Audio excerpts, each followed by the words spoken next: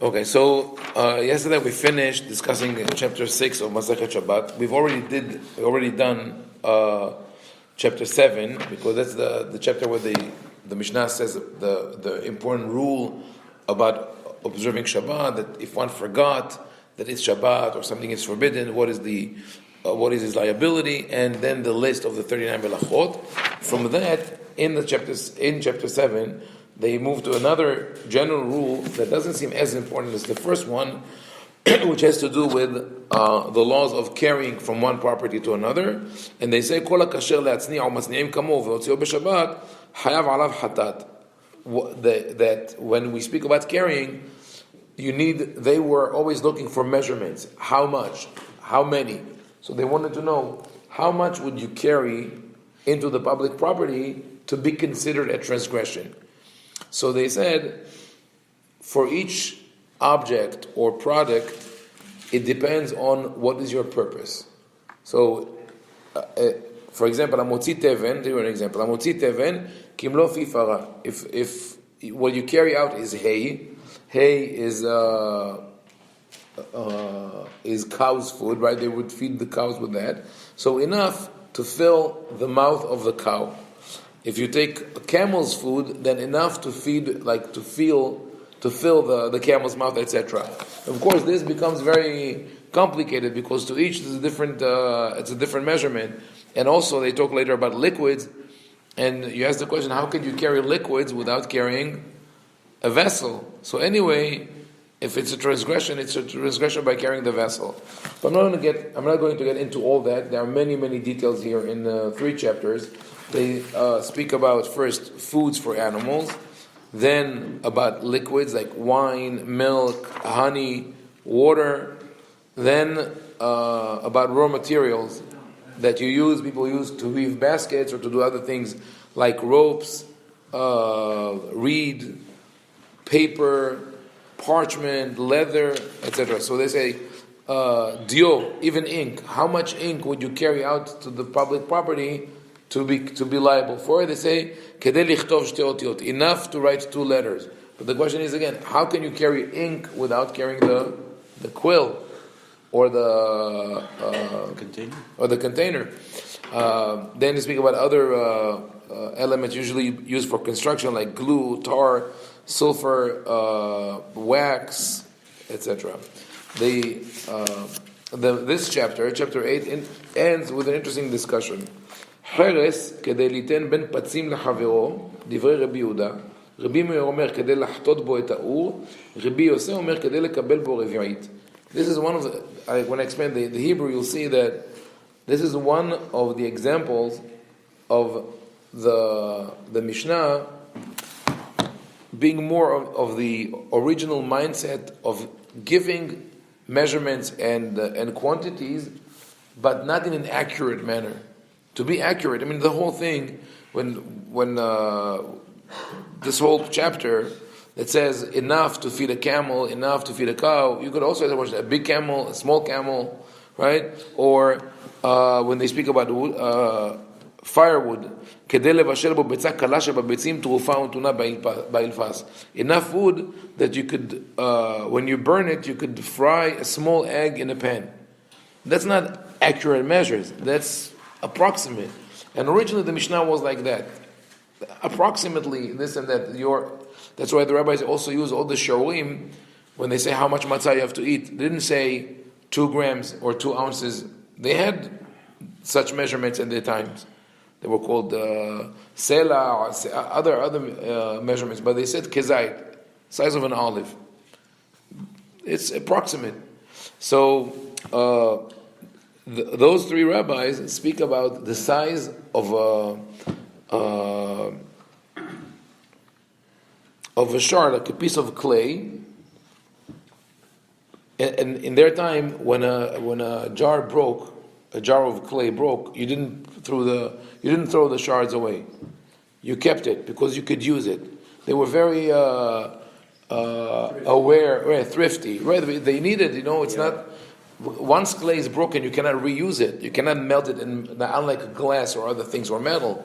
But at least you could use the shards. So people used to take and do something with it. So what do they do with it? One rabbi says, "Kedei liten ben patzim lechavero." In construction, sometimes you have a little space that's not enough for a brick, so you squeeze in. You still do it, right? It's still done. Yeah, sure. It's done with pieces of wood, with metal, whatever you have left over. Done even in art, right? In art, yeah. In art, in literature, in speeches. I've heard a lot of rabbis and other speakers. They don't have what to say. They squeeze in little things in there and there. Same exact thing. It's fillers. You have everywhere. You have fillers. So, but especially back then, the construction, because also of being thrifty, they didn't use cement. A lot of the structure that we have from Eretz Yisrael from the Roman period are still holding together with pressure. They placed the stones with precision, and the pressure kept them together. So, but they just wanted to make sure there are no spaces, and because the stone doesn't expand or extract with heat, it stays like this for generations. Anyway, so Rabbi Ovadia says the size of a shard of clay that's important is such that you would put between one brick and another. But what is this? What is the size of the hole? It's not clear. Rabbi Meir Omer kedei lahtot bo et ha'ur. No, it should be big enough or small enough that you could use it to stir the coals. When you have hot coals, you can stir with it. Rabbi Yosef Omer kedei lekabel bo revi'it. If it's a little bigger, enough to keep in it revi'it of water. Revi'it is about 85 cc. 3 ounces of 3 liquid ounces. So first of all, it's approximate. One is bigger than the other, but they don't. What are you basing it on? Amar Rabbi Meir, אף על פי שאין ראיה לדבר, זכר לדבר, ולא יימצא במחיתתו חרס לחטות אש מיקוד. Rabbi Meir says, I don't like hearing our question. When you read this, you say, what are those strange measurements to put in in construction, to stir the fire, to receive water? Rabbi Meir says that we're basing it off a pasuk in Yeshayahu. When Yeshayahu speaks about destruction, he says, "Lo yimatze b'mechitato heres lahatot esh miyakod." The destruction will be so complete and total that even when you go through the rubble, you won't be able to find a shard big enough to stir the fire. So Rabbi Meir says, from here I learned that the smallest piece of clay that is still usable is the one you can use for stir the fire. Amar lu Rabbi Yosef misham re'aya. Oh, you're using this pasuk. You didn't read the whole pasuk. The end of the pasuk is velachsof mayim migeve. The end of the pasuk is, and not a piece big enough to take water out of a little puddle. So here we have this conflict. The same verse uses, of course, in Yeshayahu, it's for literary purposes. Those two maybe equal, maybe different, but the prophet uses more than one analogy. But when you take it to halakha, it becomes a complication. However, eventually, because of those things, people didn't carry anything.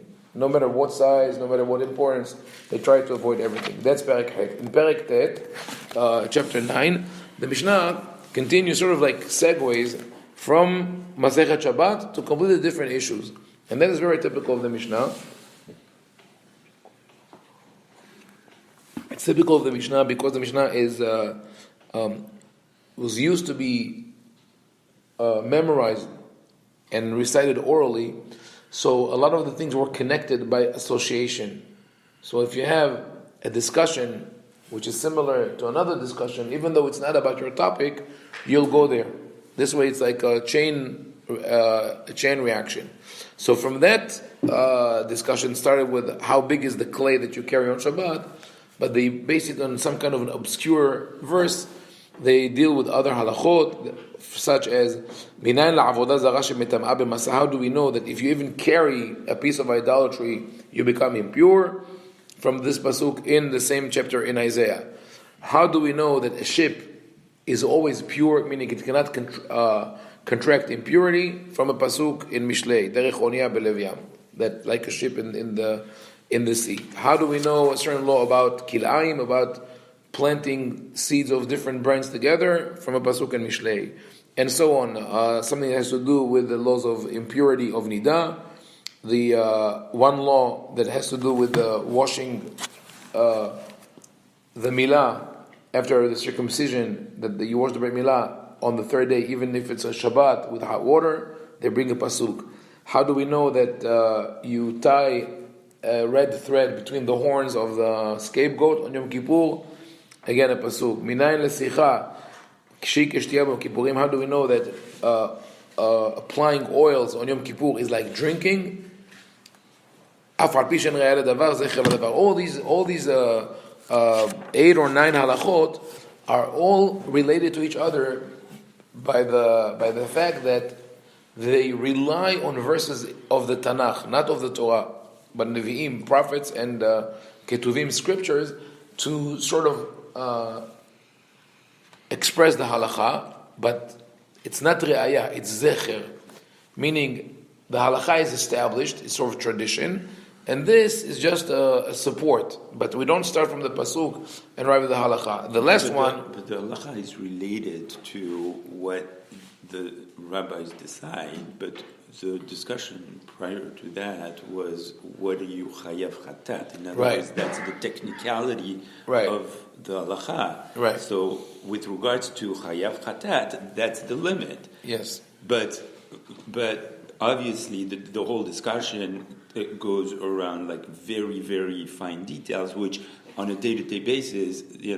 someone is not going to say, "Oh, but it's exactly this and right." That. So the halacha goes further and saying, "Okay, you're not going to use it," but chayav chatat that's the line, right? But of course, if this case would have come to court, they would have to bring the shard and measure it and decide. Maybe they have to do a practical test. So obviously, like I said, there are two. No, obviously, it's not so clear. This whole discussion about hotzah, about carrying objects and what is the size and what is the quantity, seems to be more theoretical than practical, and was done more in order to instill in people the idea that you don't carry on Shabbat, period. So when they go through this, and it's part of the process of the Hachamim, sometimes to go into theoretical questions just to sharpen their mind and look at different possibilities. And here they got to this point where they look at the pasuk and say, I could read it this way or that way. The last one that they discussed, which completely got us out of Shabbat, is how do we know that applying oil, like anointing a person, is like drinking? En ra'aya ladavar, zecher ladavar. And here we know the status of the halacha. On Yom Kippur, we have traditionally 5 prohibitions: eating, drinking, applying oil, wearing leather products, and tashmish hamita, and sexual relationships. But over and over, if you read halakha carefully, you'll see that they say only eating and drinking are biblical. All the rest are rabbinical, and they're based in some kind of a proof in the text, but they don't have the same authority. And here's one of them in Tehillim Kuftet, in Tehillim chapter 109. It says, "Vatavo kamayim bekirbo v'kashemen be'atzmotav." It speaks about the blessing or a curse, either way, that when it is bestowed upon a person, it comes into him like water that he drinks and oil in his bones. So from that they learn that putting oil on your skin is just like drinking. Then they go back to the halachot of Shabbat, of carrying. They speak about taking more things that are used in the kitchen, firewood to cook an egg, spices, herbs that you use for dye, elements that you use to detergents to wash different clothes, kupat ha'ochlim. And then they speak about different ways of carrying in front of you, behind you, etc. Okay, we're not going to get into all that. The interesting Mishnah that I'm going to dwell on is the last Mishnah of chapter 10, because this is a very practical concern today. Hanotel tzipornav zo bazo o beshinav v'chen se'aro v'chen sefamo v'chen zekano. Someone who needs to clip his nails. We usually don't clip nails on Shabbat, right? But what if you have a little piece that bothers you? Remember, it always happened to us as children. We always used to bite it with our teeth, and we always used to get rebuked for that. That it's The truth is, it's not good to do it. Like certain things, if you pull out, you can bleed. But there are certain, maybe if you clipped your nails just before Shabbat, and there's a little piece that bothers you, could you take it with your, with the finger, with your teeth? What is the halakha? So the Mishnah says, if you do that with your nails, to your hair, beard, mustache, all these, Rabbi Eliezer mechayev, v'chachamim osrim mishum shevut. There's a mahloket between the rabbis. Rabbi Eliezer says it's forbidden by biblical law. And Rabbi Eliezer, remember I mentioned several times, is a representative of the ancient halakha. And the ancient halakha before the Mishnah was more strict, more limiting on Shabbat. And the rabbis say, asur mishum shevut. That they say that